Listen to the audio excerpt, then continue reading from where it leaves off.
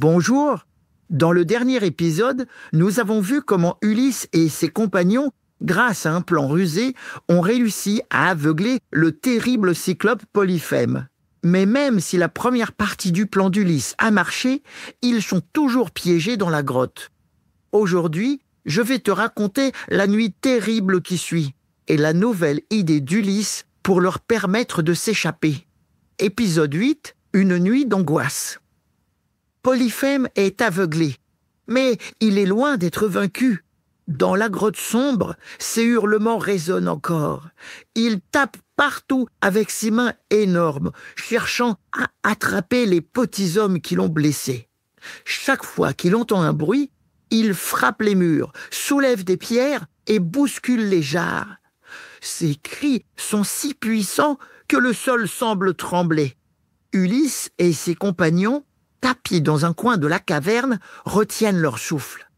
Le moindre geste pourrait les trahir. Dehors, la nuit est tombée, mais aucun des hommes ne trouve le sommeil. La grotte est devenue une prison froide et terrifiante. Le cyclope, fou de douleur, s'assoit près de l'entrée, les bras croisés, et garde le rocher bien bloqué devant l'ouverture. Aveuglé, mais encore très malin, il murmure « Vous ne pouvez plus sortir, et si vous tentez quoi que ce soit, je vous écraserai comme des insectes. » Ulysse comprend qu'ils ne peuvent plus compter sur la force. Le pieu n'a été qu'une étape. Maintenant, il faut trouver une nouvelle ruse. Assis dans l'ombre, Ulysse observe longuement le troupeau de Polyphème.